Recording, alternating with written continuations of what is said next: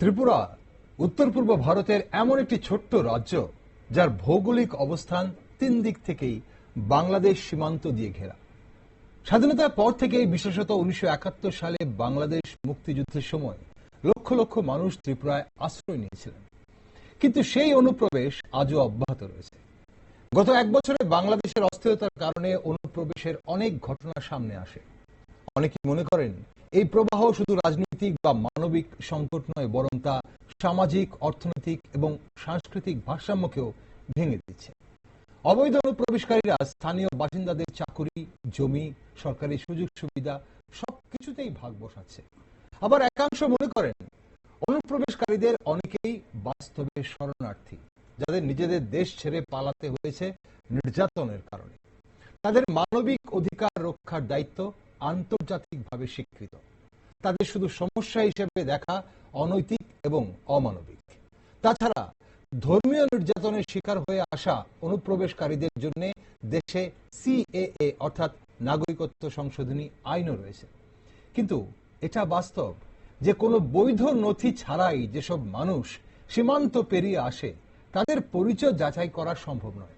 এর ফলে মাদক পাচার, অবৈধ অস্ত্র চালান এবং সন্ত্রাসবাদের মতো অপরাধমূলক কর্মকাণ্ড বাড়ার আশঙ্কা থাকে। তাই প্রশ্ন উঠতেই পারে, ত্রিপুরায় অনুপ্রবেশ বন্ধ করতে কি করা উচিত? সম্প্রতি পশ্চিম ত্রিপুরা জেলায় এসটিএফ গঠন করা হয়েছে। তবে রাজ্যে অনুপ্রবেশ বন্ধ করতে সাধারণ জনগণ থেকে শুরু করে বিভিন্ন রাজনৈতিক দলের প্রশাসনকে কিভাবে সাহায্য করা উচিত?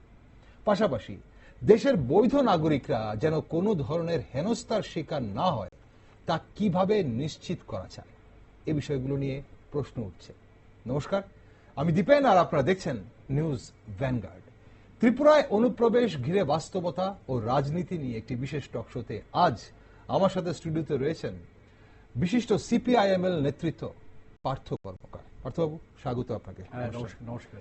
পার্থবাবু, ত্রিপুরায় অনুপ্রবেশকারীদের চিহ্নিত করতে এসটিএফ গঠন করা হয়েছে পশ্চিম ত্রিপুরা জেলায়। এতে সমস্যার কতটা সমাধান হবে বলে আপনি মনে করেন? এবং আরেকটা প্রশ্ন আমি অবশ্যই আপনার কাছে জানতে চাইব, যেটা আমি সবার কাছে জানতে চাইছিলাম, যে ত্রিপুরায় অনুপ্রবেশকারী কাদের বলে আপনারা মনে করেন? 1971 সালের 24শে মার্চের পর যারা এসছে তারাও কি অনুপ্রবেশকারী, নাকি 2014 সালের 31শে ডিসেম্বর অবধি কিছু শর্ত মেনে সিএএ এর আইন অনুযায়ী তাদের যারা এসছে তাদের বাদ দিয়ে বাকিরা অনুপ্রবেশকারী? এখন ধরুন, আমার যেটা বেসিক কথা, আমাদের সংবিধানের যে দর্শন, সংবিধানের যে বেসিক্স, সংবিধানের যে আদর্শ চিন্তা ভাবনা, হ্যাঁ, মানে আমাদের সংবিধানের পার্ট 2-তে 5 থেকে 11 অনুচ্ছেদ যেগুলো আছে, সেখানে নাগরিক, হ্যাঁ, নাগরিক কারা, নাগরিকরা কিভাবে সে নাগরিকত্ব পাবে, হ্যাঁ, সামগ্রিকভাবে ব্যাখ্যা আছে। এবং তখন দেশ ভাগ হয়েছে, দেশ ভাগের পরে সংবিধান রচিত হয়েছে, একদম ঠিক আছে, স্বাধীন হয়েছে, সংবিধান রচিত হয়েছে, হ্যাঁ, এবং 50-এর 26শে জানুয়ারি সংবিধান প্রজাতন্ত্র চালু হয়েছে, ঠিক আছে। তো অনুপ্রবেশ যে শব্দটা, মানে ইনফিল্ট্রেটর শব্দটার সাথে আমি মনে করি এটার সাথে ঘৃণা আছে, শব্দটার সাথে। ওকে, হ্যাঁ, কারণ সংবিধানের উপর দাঁড়িয়ে আমি বলছি, কারণ আমাদের সংবিধানে কোথাও ইলিগেল ইমিগ্রেন্টস মানে বেআইনি অনুপ্রবেশকারী কিংবা অভিবাসী কোনো শব্দ নেই। আচ্ছা, হ্যাঁ, এই শব্দটা এসেছে 85-এর পরে, হ্যাঁ, এটা শুধুমাত্র আসাম কেন্দ্রিক। তারপরে যে শব্দটা এসেছে 2003-এ, হ্যাঁ, যখন এনআরসি মানে সংবিধানের নাগরিকত্ব আইনের সংশোধনী হয়, তারপরে কিন্তু ইলিগেল ইমিগ্রেশন শব্দটা এসছে। আচ্ছা, কিন্তু পৃথিবীতেও এই শব্দটা কিন্তু অনেক পরে এসছে, কারণ এটা এর আগে অনুপ্রবেশকারী যারা, কারণ কোনো হিউম্যান বিং, হ্যাঁ, সে বেআইনি হয় না। আচ্ছা, হ্যাঁ, মানুষ বিভিন্ন কারণে, আগে দেখতাম আমরা যে কাজের খোঁজে, খাদ্যের অভাবে মানুষ বাংলাদেশ থেকে বা প্রতিবেশী দেশ থেকে আমাদের দেশে আসতো, ঠিক আছে। এইটাকে আপনি তাকে শুধুমাত্র আইন দিয়ে ব্যাপারটা দেখা উচিত নয়, ভারত দেখতো না, ভারতের সংবিধানে এটা ছিল না। আচ্ছা, হ্যাঁ, তো এদিক থেকে আমি বলবো যে এখন এটা নিয়ে যে রাজনীতিটা চলছে বা যে হইচইটা চলছে, যে এটা নিয়ে যে বিভাজনের রাজনীতিটা চলছে, এটা সবটাই অমানবিক। হ্যাঁ, এটা আমার সংবিধানেরও বিরোধী। এবং সংবিধানের ধারাগুলো দুর্বল হয়েছে এই ধরনের সংবিধান সংশোধনের দ্বারা। কাজে আমি এটা পরিষ্কার মনে করি যে বিভিন্ন মানে নির্যাতনের কারণে, ধর্মীয় ভেদাভেদের কারণে, হিংসার কারণে, জাতিগত হিংসার কারণে বিভিন্ন দেশ থেকে মানুষ উদ্বাস্তু হয়। ঠিক আছে, তো আমাদের সংবিধানের দেখবেন এর মধ্যে এই যে আর্টিকেল গুলো আছে মানে নাগরিকত্বের, আর্টিকেল গুলোতে পরিষ্কার বলা আছে এই যে ন্যাচারালাইজেশন 6 নম্বর যে আমাদের আর্টিকেলটা, ন্যাচারালাইজেশনে বলা আছে যে কেউ বিদেশ থেকে আসলো, ঠিক আছে, এখন আপনি বড়জোর বলতে পারেন আনডকুমেন্টেড, আচ্ছা, তার কাছে কাগজ নেই। কারণ আমি দর্শনগতভাবে বলবো এই যে আমেরিকাতে আমার যে পরিযায়ী শ্রমিকরা যাদের বৈধ কাগজপত্র ছিল না, তারা দিকে যে ট্রাম্প প্রশাসন ধরে তাদেরকে এইভাবে পায়ে শিকল বেঁধে, কোমরে দড়ি বেঁধে, হাতে হ্যান্ডকাফ লাগিয়ে তাদেরকে যেভাবে অমৃতসরে পাঠালো, 40 ঘন্টা প্রাকৃতিক কার্য করতে না দিয়ে, এত বড় যে অমানবিক ঘটনা, আমাদের কেন্দ্রীয় সরকার কিন্তু প্রতিবাদ করলো না। কারণ বরং আমার বিদেশমন্ত্রী বললেন অদ্ভুত ভাবে যে কাগজপত্র নেই, বেআইনি একটা দেশে সে তো হেনস্থা হবেই। আচ্ছা, এটা উনি মেনে নিলেন, সরকার মানে প্রতিবাদ করলো না। অথচ কলম্বিয়ার মতো একটা দেশ, 5 কোটি জনসংখ্যা, সে কিন্তু মার্কিনের ওই সৈনিক বিমানটিকে নামতে দিল না। তার দেশের বেআইনি অনুপ্রবেশকারী বা বেআইনি যারা অভিবাসী ছিলেন তাদেরকে পাঠানোর চেষ্টা করছিল, নামতে দিল না। বললো না, আমার লোক যদি বেআইনি হয়ে থাকে, ইল্লিগাল হয়ে থাকে, আমি তাকে আনবো, আমার দায়িত্ব তাকে আনা, তুমি কে পাঠানোর? এটা আমার নাগরিকের চিন্তাটা আমি করব। তা আমি বলছি যে এটা চিন্তার জগতের সমস্যা। সরকার একইভাবে এখন আমার দেশের ভেতরেও এই বেআইনি অভিবাসী বলে বা আনডকুমেন্ট, আমি যেটা বলবো যে আনডকুমেন্টেড ইমিগ্রেন্টস, ওকে না, কিন্তু পার্থবাবু এখানে আমার কথাটা বলতে দিই, আনডকুমেন্টেড ইমিগ্রেন্টস তাকে আমি কিভাবে ট্রিট করব?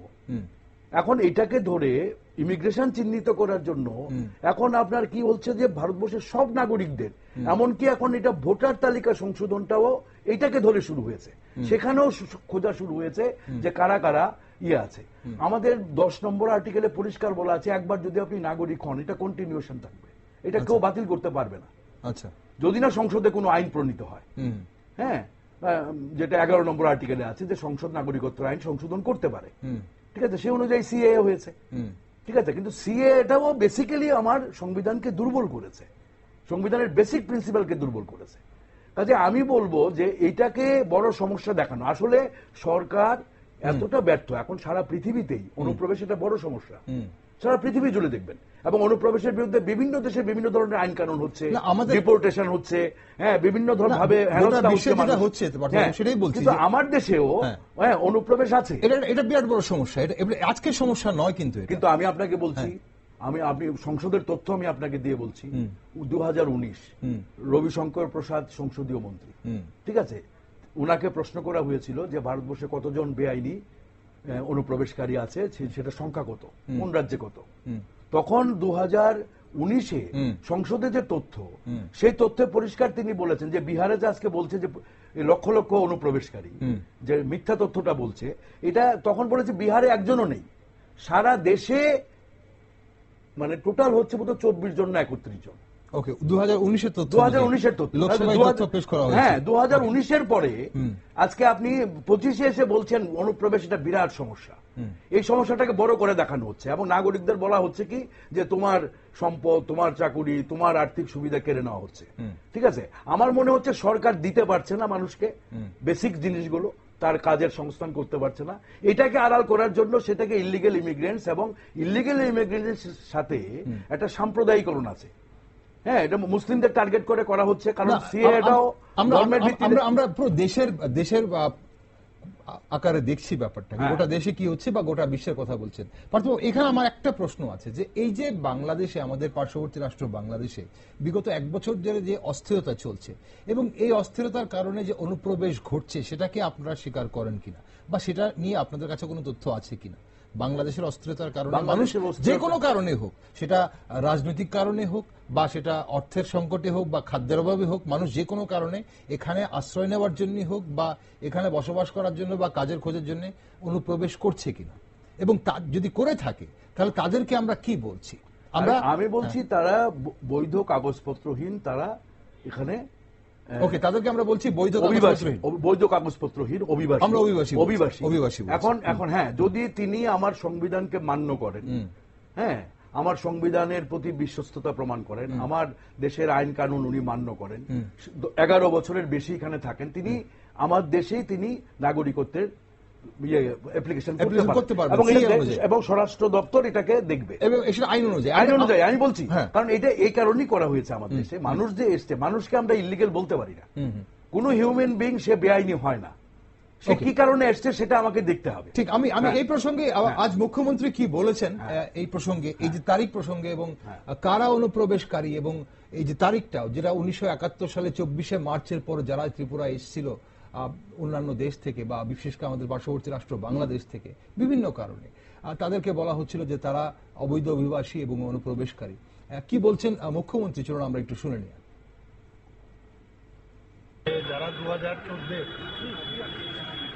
ডিসেম্বর পর্যন্ত যারা পাকিস্তান, বাংলাদেশ, আফগানিস্তান এইসব জায়গা থেকে যারা ধর্মীয় সন্ত্রাসের শিকার, তারা যদি ভারতবর্ষে আসে এবং তাদেরকে কিন্তু মানে মান্যতা দেবে, এরপরের যারা আসবে তাদের মান্যতা দেওয়া হয়। তো এটা নিয়ে অনেক সময় অনেকে ভুল বোঝানো হয়। তার জন্য আমরা ত্রিপুরা সরকার এবং আমাদের পুলিশ ডিপার্টমেন্ট থেকে একটা টাস্ক ফোর্স আমরা তৈরি করেছি যে এইরকম কেউ আছে। ওকে, আপনারা শুনলেন মুখ্যমন্ত্রী কি বলেছেন আজ। সেই তারিখ সেই একই জায়গায় 2014 সালে 31 ডিসেম্বর। আমি বলছি 2011-তে UPA government long term visa LTV চালু করেছিল। আচ্ছা, হ্যাঁ, এই যে বিভিন্ন এই যে ধর্মীয় নির্যাতন বা সামাজিক নির্যাতন, রাজনৈতিক কারণে অভিবাসী হচ্ছে, হ্যাঁ, যদি তিনি ভারতের নাগরিকত্ব নিতে চান, সিএ এর দরকার ছিল না, লং টার্ম ভিসাতেই। হ্যাঁ, এরপরে তিনি 7 বছর ছিল প্রথম, এরপরে 11 বছর হয়েছে।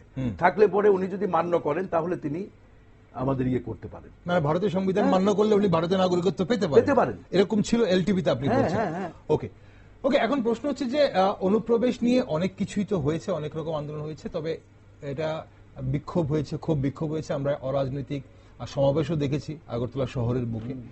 এখন ত্রিপুরায় অনুপ্রবেশ বন্ধ করতে যে পদক্ষেপ নেওয়া হয়েছে এই মুহূর্তে, বাংলাদেশের যেহেতু অস্থির পরিবেশ এবং সেখানে অনুপ্রবেশ বাংলাদেশ শুধু নয়, বাংলাদেশি নাগরিক নয়, এমনকি মায়ানমারের রোহিঙ্গা নাগরিকরাও ত্রিপুরা হয়ে ত্রিপুরাকে করিডোর করে দেশের বিভিন্ন প্রান্তে ছড়িয়ে পড়ছিল, ব্যবহার করা হচ্ছে। তো যে পদক্ষেপ নেওয়া হচ্ছে সেটা কতটা যথেষ্ট বলে আপনি মনে করেন? এসটিএফ গঠন করা হয়েছে পশ্চিম ত্রিপুরায়। এখন ধরেন বর্ডারটাকে মানে সুরক্ষিত করা এবং বর্ডারে মাইগ্রেন্টস হচ্ছে কিনা, হ্যাঁ, সেটাকে দেখভালের দায়িত্বে তো আমাদের সিকিউরিটি ফোর্স আছে দেশের। এটা স্বরাষ্ট্র মন্ত্রকই দেখে বা প্রতিরক্ষা মন্ত্রক দেখে, ঠিক আছে। তো এখানে কোনো লো ফলস আছে কিনা দেখভালের বিষয়টা তাদের। এই দায়িত্বটা যদি মানে কোনো পলিটিক্যাল পার্টি, রাজনৈতিক দল, হ্যাঁ, কেউ যদি নিয়ে নেয় তাহলে এটা কিন্তু বিপজ্জনক। হ্যাঁ, এতে তার স্বার্থে এটা কে এটার হেনস্থার শিকার হবে কোনো ইয়ে নেই। এতে সরকারকে খুব কড়া হাতে এটাকে দমন করা উচিত, যে এটা সরকারই দেখবে। হ্যাঁ, অনুপ্রবেশটাকে আটকানো সরকারের দায়িত্ব। মানে অনুপ্রবেশ বলতে আমি বলছি যে বৈধ কাগজপত্রহীন যারা কেন আসছে, হ্যাঁ, তাকে সেইভাবে দেখা, আইন অনুসারে দেখা, এটা সরকারের দায়িত্বের মধ্যে পড়ে, ঠিক আছে। কিন্তু আমার কাছে প্রশ্ন, আমাদের যেটা স্পর্শকাতর, কারণ ত্রিপুরার জনজাতি সমাজ যেটা আছে, এই জনজাতি সমাজ একটা আতঙ্কের মধ্যে থাকে। হ্যাঁ, যে সে সংখ্যালঘু, সংখ্যালঘুরা একটা আতঙ্কের মধ্যে থাকে, ওনাদের যে অধিকার আছে সেই অধিকারগুলো খর্ব হয়ে যাচ্ছে, ওনাদের সেখানে ভাগ বসানো হচ্ছে, সুযোগ সুবিধায় ভাগ বসানো হচ্ছে। তারা সরব থাকবে, আমি এটাকে মানে মানে কোনো অস্বীকার করার জায়গা করা হয় না বা এটাকে অমান্য করারও বিষয় নেই। কিন্তু প্রশ্ন হচ্ছে তার জন্য আমার সাংবিধানিক যে রক্ষা কবচগুলো আছে এটাকে প্রোটেক্ট করার, কারণ ওখানে কেউ জমি কিনতে পারবে না, ঠিক আছে, জমিটাকে প্রোটেক্ট করা, ঠিক আছে। এছাড়াও যদি কেউ গিয়ে থাকে তাকে চিহ্নিত করা, ঠিক আছে, এটা সরকার করবে, প্রশাসন করবে। কিন্তু এটা কোনো রাজনৈতিক দল, কোনো সংগঠনের হাতে এটা বিপজ্জনক। হ্যাঁ, এটা করা উচিত না, কারণ তাইলে কি হবে, তাইলে এখানে আরেকটা জাতিগত বিভাজনের জায়গা তৈরি হবে।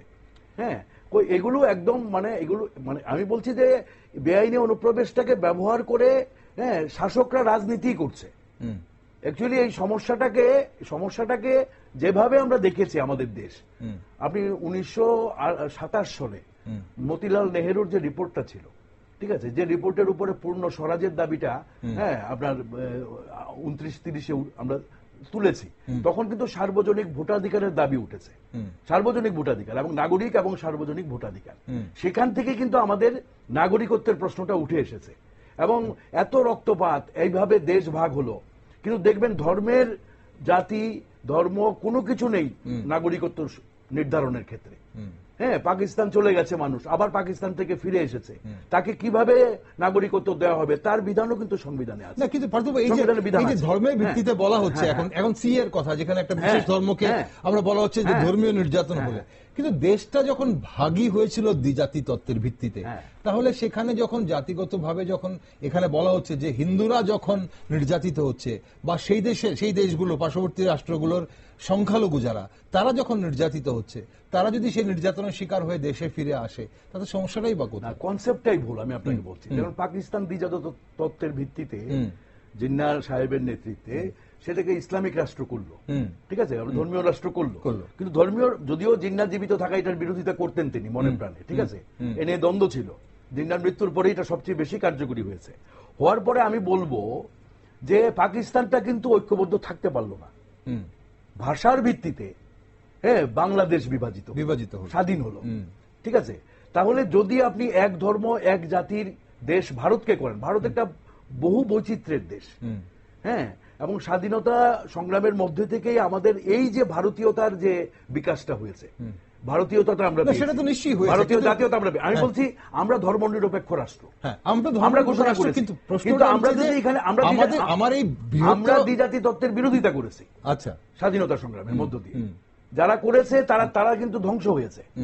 আমরা দ্বিজাতি তত্ত্বের বিরোধিতা করে আমরা ধর্ম নিরপেক্ষ বহুজাতিক রাষ্ট্র হিসাবে আমাদের বিকাশ, এবং তাই রয়েছে ভারত এখন। বাবা সাহেব আম্বেদকর যেটা ট্রুলি চেয়েছিলেন, অ্যাকচুয়ালি যেটি ট্রুলি, যদি ওনার কথা মতো হতো সংবিধানটা, তাহলে কিন্তু ভারত একটা ইউনিয়ন অফ স্টেটস হতো, যেভাবে মানে United states of America United states of India হতো। মানে উনি বলতেন যে ভারতবর্ষে কিন্তু ধর্ম দিয়ে উনি বলতেন না, উনি বলতেন সংখ্যালঘু হচ্ছে সবচেয়ে মানে বড় সমস্যা ভারতের। সংখ্যালঘুটা কে? উনি বলছেন দলিত, বুঝছেন তো।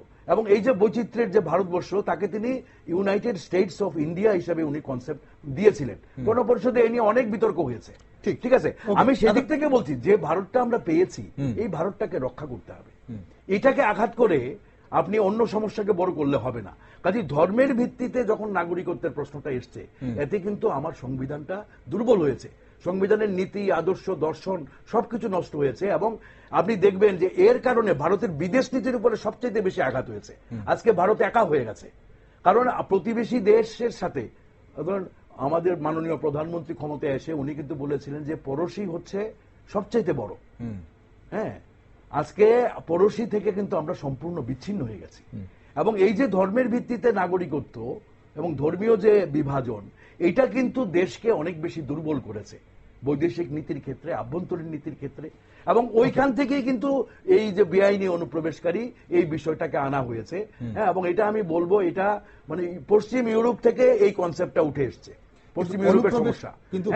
আমি বলবো যে, আমি এখনো বলবো, আমি বলতে রাজি এটা যে আনডকুমেন্টেড ইমিগ্রেন্ট। ওকে, আপনি যে ভাষাই বলুন, আপনি ইলিগ্যাল মাইগ্রেন্টস বলুন, আনডকুমেন্টেড বলুন, অবৈধ অভিবাসী বলুন, অবৈধ অনুপ্রবেশকারী বলুন, যেটাই আমি প্রতিবাদ করতাম। ভারতীয় পরিযায়ী শ্রমিকদের পাঠানোটা আমি প্রতিবাদ করতাম, আমি প্রতিবাদ করিনি, কারণ আমি এই কনসেপ্টে বিশ্বাস করি। ভারত সরকার এই ভুল জায়গায় আছে যে সে অভিবাসী ব্যাপারটাকে বেআইনি হিসাবে নাগরিকদের দেখে। নাগরিকরা বেআইনি হতে পারে না। ওকে, এখন প্রশ্ন হচ্ছে আমরা ত্রিপুরা, এই যে আমি কই এনআরসি যেটা আসামে পার্টিকুলার, ঠিক আছে, আসামে কিন্তু 51টি এনআরসি হয়েছে। হ্যাঁ, আসাম যুক্ত হওয়ার একটা বিশেষ প্রেক্ষাপট ছিল, ঠিক আছে, আসামে কিন্তু 51টি এনআরসি হয়েছে। এরপরে 1985-এ 79 থেকে 85 আশু আন্দোলন, বিদেশি বিতাড়ন সবচেয়ে, এই যে প্রথম প্রশ্নটা কিন্তু আসামে আসে, বিদেশি বিতাড়ন, বিদেশিকে বাংলাদেশ থেকে যারা ইমিগ্রেন্ট করেছে, ঠিক আছে, ঠিক আছে। আমি আসামের প্রেক্ষাপটে যাচ্ছি না, সময় নেই আমার। তাহলে কি পার্থবাবু, আমরা ধরে নেব তাহলে আপনার কথা অনুযায়ী, আপনাদের অবস্থান অনুযায়ী, যে বাংলাদেশ থেকে হোক, আমি বাংলাদেশ ধরছি যেহেতু আমার রাজ্য ত্রিপুরা 3 দিক থেকে বাংলাদেশ দিয়ে ঘেরা, এখন সেখানে বাংলাদেশ হয়ে রোহিঙ্গা প্রবেশ করছে, অনুপ্রবেশ করছে, সেটা আটক করা হচ্ছে, তাদেরকে আবার পুশব্যাক করা হচ্ছে, যেটাই হোক, কিন্তু যারা বাংলাদেশি নাগরিক, মানবিকভাবে দেখতে হবে আপনি বলছেন, এবং যত অনুপ্রবেশকারী বা যারা বর্ডার পেরিয়ে এই পাশে আসবে, আপনাদের অবস্থান অনুযায়ী তাদেরকে এখানেই বৈধ নাগরিকত্ব দিতে হবে? না, এটা সে নাও চাইতে পারে। রোহিঙ্গারা তার দেশে সে রোহিঙ্গাদের কথা বলছি, রোহিঙ্গারা তার দেশেই তাকে স্থাপন করে। রোহিঙ্গা নয়, এখানে শুধু আমরা চাকমা শরণার্থীদের জায়গা দেইনি, আবার চাকমারা ফিরে গেছে, তো চাকমারা তো ফিরে গেছে, ভারত সরকারের হস্তক্ষেপই তো ফিরে গেছে। তাহলে রোহিঙ্গা সমস্যাতে ভারত সরকার তো হস্তক্ষেপ করতে পারে আন্তর্জাতিক ক্ষেত্রে। না, রোহিঙ্গাদের কথা বলছি না, বাংলাদেশি নাগরিক সে বাঙালি হতে পারে বা কোন জনজাতি হতে পারে বা উপজাতি হতে পারে। ওনারা যদি এই মুহূর্তে সীমান্ত পেরিয়ে যদি ভারতবর্ষে আসার চেষ্টা করেন, তাহলে আপনাদের কথা অনুযায়ী ভারতবর্ষে তাদেরকে থাকতে দিতে হবে। এবং আমি বলছি মানবিকভাবে দেখতে হবে। তারা যদি কেউ 11 বছর থাকার পরে নাগরিকত্ব চায় এবং আমার সংবিধানকে মান্য করে, তাহলে তো উনাকে নাগরিকত্ব দেওয়ার কথা ভারত সরকার বিবেচনা করতে পারে। এবং এই ক্ষেত্রে আমি ত্রিপুরার জনজাতি সমাজকেও সতর্ক করব, কারণ জনজাতি সমাজে একটা বড় প্রশ্ন এখন, যে জনজাতি সমাজের মধ্যে এই যে তারা প্রশ্নটা তুলেছে, এটা শুধুমাত্র বিদেশ থেকে আসছে, শুধু বাঙালি মানে উপজাতি আসছে এটাই নয়, উপজাতিরাও আসছে। হ্যাঁ, এখানেও তাদের এই বিষয়টা আছে। এবং আমি ইন্টারনালি সমাজে যেটা দেখতে পাচ্ছি, কিছু কিছু সমাজের অংশ তারা নিজেদেরকে বিচ্ছিন্ন ভাবছে, আচ্ছা, তাদেরকে টার্গেট করা হচ্ছে, বুঝছেন তো? তাহলে এখানে ওইখানেও বিভাজন তৈরি হবে এবং এটা ভয়ঙ্কর হবে, মেরুকরণ হবে। কাজে এইটা ঠিক না, এটা সরকারকে মুখ্যমন্ত্রী আজকে বলেছেন। হ্যাঁ, আমি এটাকে অত্যন্ত ওয়েলকাম করি এবং এটাকে আরো ভালোভাবে ত্রিপুরার নাগরিকদের কাছে নেওয়া দরকার এবং এই ধরনের উন্মাদনা, হ্যাঁ, যেগুলো বিভাজন ঘটাবে, মেরুকরণ ঘটাবে, এগুলো বন্ধ করা দরকার। সেগুলো প্রসঙ্গ দেখতে হবে। অনুপ্রবেশকারী চিহ্নিত করার নামে রাজ্যের যে শান্তি সম্প্রীতি যেন নষ্ট না হয়, আর তার জন্য এই মুহূর্তে আপনি বলছেন যে প্রশাসনকে যথেষ্ট ভূমিকা নিতে হবে। এখন সেই জায়গাতে বাকিদের রাজনৈতিক দলগুলোকে একটু সতর্ক থাকতে হবে এবং দায়িত্বশীল ভূমিকা নিতে হবে। একদম, এবং আমরা সহযোগিতা অবশ্যই করব। ওকে, আপনারা সহযোগিতা করবেন। অসংখ্য ধন্যবাদ এই মুহূর্তে আমাদের এই বিষয়ে কথা বলার জন্য। পার্থবাবু, ধন্যবাদ আপনাকে। দর্শক বন্ধুরা, ত্রিপুরায় অনুপ্রবেশ একটি বিরাট সমস্যা, তা কোনোভাবেই অস্বীকার করা যাবে না। তবে এটাও বাস্তব, রাজ্যে অনুপ্রবেশ ইস্যুকে অনেক বৈধ নাগরিকও সন্দেহের মধ্যে পড়েছেন। তাই অনেকে দাবি করছেন যাচাই হোক, কিন্তু স্বচ্ছ ও মানবিক পদ্ধতিতে, রাজনৈতিক উদ্দেশ্য নয়, প্রমাণ ভিত্তিকভাবে, যাতে কোনো ভারতীয় নাগরিককে অপমান বা হয়রানির শিকার না হতে হয়। অনুপ্রবেশ রুখতে দেশের আইন মেনে প্রশাসনের কাজ প্রশাসন করুক, কোনো রাজনৈতিক দল বা তাদের সংগঠন নয়। এটা কিন্তু অনেকেই চাইছেন। আর রাজ্যের সকল স্তরের বজায় থাকুক সম্প্রীতি ঐক্য। তাই এই বিষয়ে সব খবরে চোখ রাখছি আমরা, আর আপনারা সব খবর দেখতে চোখ রাখুন শুধুমাত্র নিউজ ভ্যানগার্ড।